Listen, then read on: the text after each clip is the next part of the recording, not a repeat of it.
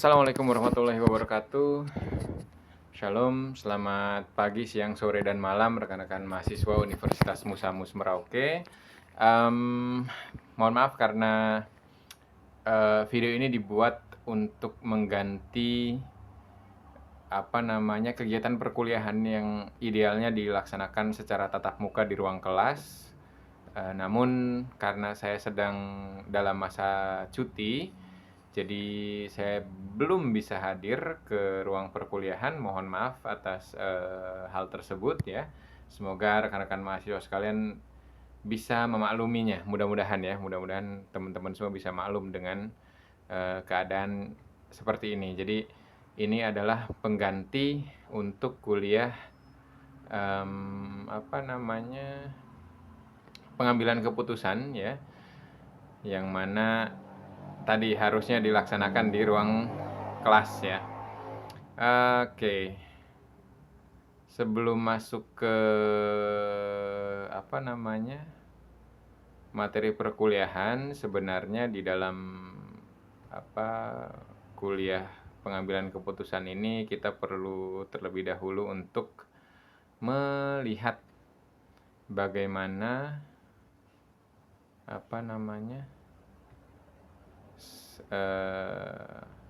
rencana pelaksanaan studinya ya, tentang MK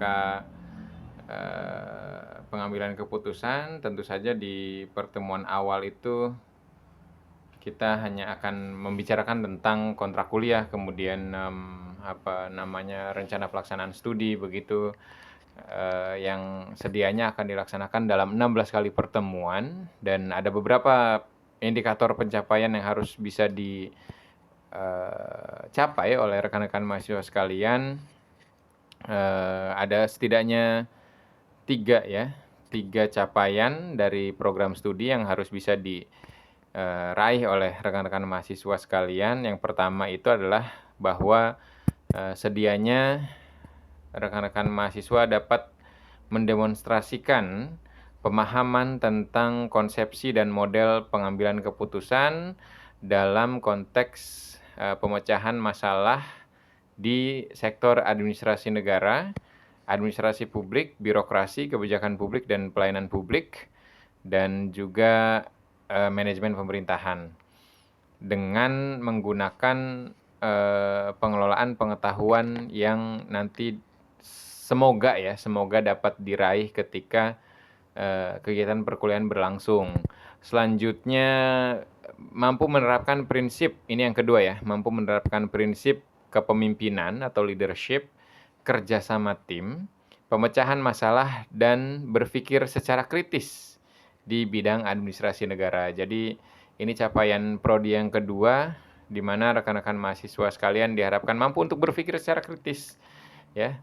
Kemudian juga mampu bekerja sama dengan secara tim, mampu juga untuk menerapkan nilai-nilai leadership ya, dan juga mampu untuk melakukan pemecahan suatu problematika atau masalah. Kemudian yang ketiga ini dapat menerapkan teknik dan juga metode perencanaan, pelaksanaan, monitoring, dan evaluasi dari kebijakan publik dalam rangka meningkatkan kinerja organisasi dan pelayanan publik. Jadi tetap akan dikaitkan dengan public policy ya, di dalam mata kuliah pengambilan keputusan ini, karena salah satu bentuk keputusan itu adalah policy. Sedangkan untuk capaian pembelajaran mata kuliahnya, ini diharapkan rekan-rekan mahasiswa ini dapat menjelaskan teori dan konsep tentang pengambilan keputusan. Kemudian juga rekan-rekan mahasiswa sekalian, sebagaimana mata kuliah yang lain, juga harus bisa menerapkan etika di dalam pengambilan keputusan. Dan yang ketiga ini mampu untuk mendeskripsikan teknik dalam pengambilan keputusan berdasarkan kebijakan yang diterapkan. Jadi kompetensi intinya sih sebenarnya rekan-rekan mahasiswa sekalian tuh bisa mengejawantahkan teknik dalam pengambilan keputusan ya. Nah, itu nanti akan di breakdown di dalam setiap pertemuan kegiatan perkuliahan. Nanti Kalau untuk subcapaian pembelajaran mata kuliah ini berkaitan dengan tiap kali pertemuan ya, per pertemuan. Jadi ada 16 kali pertemuan. Pertemuan pertama seperti biasa ada kontrak kuliah dan RPS, penjabaran RPS. Kemudian ada apa lagi nih? Oh ya, peraturan akademik dari Universitas Musamus dan mampu untuk mengikuti tata tertib perkuliahan. Kemudian untuk pertemuan kedua, rekan-rekan mahasiswa sekalian diharapkan ini mampu memahami metode-metode dalam pengambilan keputusan. Nanti akan ada begitu banyak metode pengambilan keputusan. Nanti kita akan sama-sama mengkaji soal hal itu. Kemudian pertemuan ketiga, rekan-rekan mahasiswa sekalian nanti diharapkan mampu untuk memahami konsep rasionalitas ya, atau tentang common sense, akal sehat ya, rasio, kalkulasi pikiran. Tentu saja dibutuhkan dalam pengambilan keputusan, rasionalitas. Pertemuan keempat kita akan mengkaji tentang apa ini? Pemahaman secara sistematis terhadap permasalahan yang ada di dalam sebuah fenomena. Jadi ketika ada suatu peristiwa, kita mesti mampu untuk memahami persoalan apa yang terjadi dari peristiwa tersebut atau peristiwa yang kita lihat. Tentu dalam perspektif pemerintahan ya, atau administrasi negara begitu. Pertemuan kelima ini kita akan sama-sama belajar tentang uncertainty atau ruang keraguan gitu ya. Karena dalam proses pengambilan keputusan itu tidak selamanya seseorang itu akan selalu yakin gitu dengan keputusannya. Akan selalu ada ruang keraguan, akan selalu ada celah di mana ketidakyakinan itu hadir dari seorang pengambil keputusannya. Kemudian di pertemuan ke-6 kita akan sama-sama belajar tentang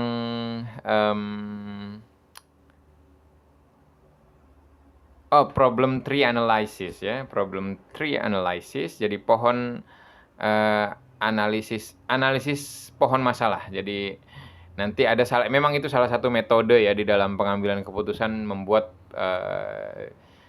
problem tree ya. Jadi ada masalah yang dibentuk dalam bentuk pohon begitu. Akar masalahnya apa, batang masalahnya apa begitu kan. Kemudian impact-nya atau buahnya itu apa kayak gitu. Itu problem tree analysis. Kemudian di pertemuan ke-7 ya.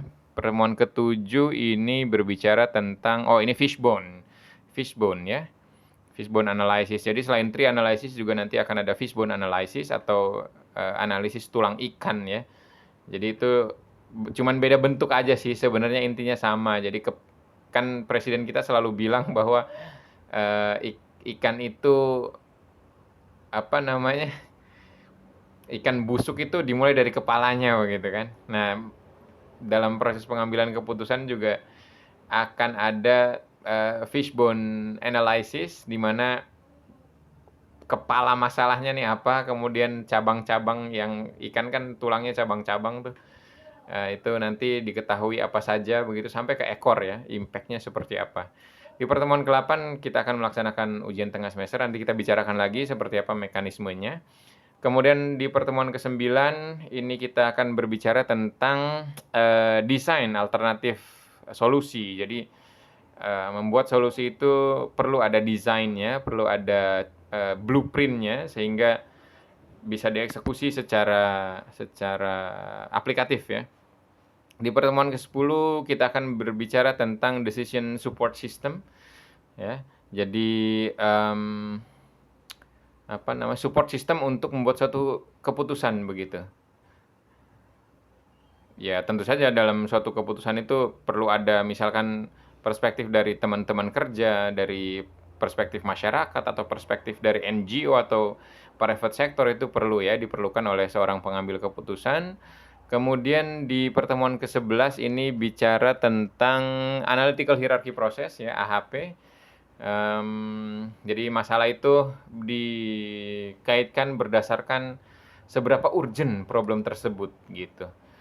Nah, itu berhierarki gitu, yang paling gede mengerucut lagi ke yang agak gede, ke yang lebih kecil, paling kecil sampai ke yang terkecil gitu ya. Terkecil sama paling kecil sama ya.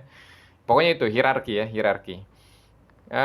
Kemudian ada sebenarnya sih sama sih dengan tree analysis dan apa namanya, fishbone analysis, cuman istilahnya ya begitulah. Teorinya adanya begitu. Jadi kita sampaikan saja seperti itu. Kemudian ada pengambilan keputusan melalui model institusional ya. Jadi bagaimana kinerja institusi dalam pengambilan keputusan, idealnya seperti apa, langkah-langkahnya seperti apa, tahapannya seperti apa, sistemnya seperti apa, nanti kita akan sama-sama belajar soal itu juga. Di pertemuan ke-13 kita akan mengkaji tentang teknik pengambilan keputusan strategik. Ya, oke lah ya, bisa dipahami lah ya, ngambil keputusan dengan strategi tertentu berarti kan. Kemudian apa ini? Yang ke-14 ini berkaitan dengan alternatif keputusan, opsi alternatif dari keputusan yang akan kita ambil. Ini kayak apa ya? Ada solusi, nah kira-kira yang mana nih yang mau diambil gitu ya. Di pertemuan ke-15 ini kita akan sama-sama belajar tentang diskresi sesuai dengan kewenangan ya. Menyelesaikan masalah melalui diskresi sesuai dengan kewenangan. Jadi setiap orang di dalam satu institusi itu tentu tidak bisa melampaui kewenangannya sebagai apa begitu kan ketika dalam proses pengambilan keputusan. Di pertemuan ke-16 ini berkaitan dengan UAS terakhir ya. Jadi nanti pertemuan ke-16 kita melaksanakan ujian akhir semester. Sebenarnya saya sih pengen sih ngasih kuliah gitu, cuman saya nggak bisa bikin video yang representatif buat kalian karena apa ya? Satu, saya memang nggak capable buat bikin video yang bagus, yang cinematic, yang estetik gitu ala-ala Gen Z atau generasi alpha yang memang lekat dengan gawai. Kalau generasi milenial ini kan ya masa transisi ya, jadi ada yang jago, ada yang enggak gitu. Saya termasuknya yang enggak jago gitu bikin video yang mantep lah gitu buat pembelajaran dan lain sebagainya. Mohon maaf jadi ya. Sebenarnya karena saya juga pemalas gitu, males ngedit-ngeditnya gitu ya. Memang sayanya saja gitu yang kurang hebat, kurang mantep lah gitu. Jadi mohon maaf tidak bisa membuat satu video yang mungkin menarik ya. Jadi ini sebagai pertanggungjawaban saya saja sih ya, untuk menyampaikan sedikit hal tentang apa saja nanti yang akan kita pelajari dalam kegiatan kuliah tentang pengambilan keputusan.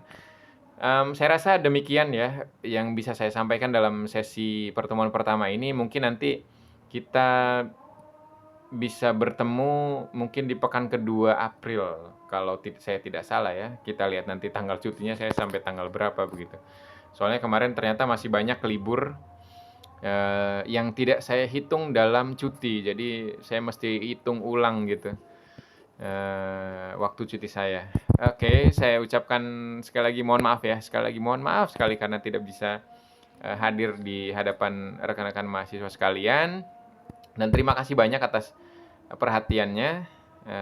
Semoga Tuhan Yang Maha Kuasa memberikan segala sesuatu hal yang baik untuk kalian semua. Amin. Oke, saya akhiri saja deh kegiatan kuliah sesi pertama ini. Wassalamualaikum warahmatullahi wabarakatuh. Shalom, salam sejahtera bagi kita sekalian dan sampai jumpa lagi. Tuh kan, silakan ngambilnya kan.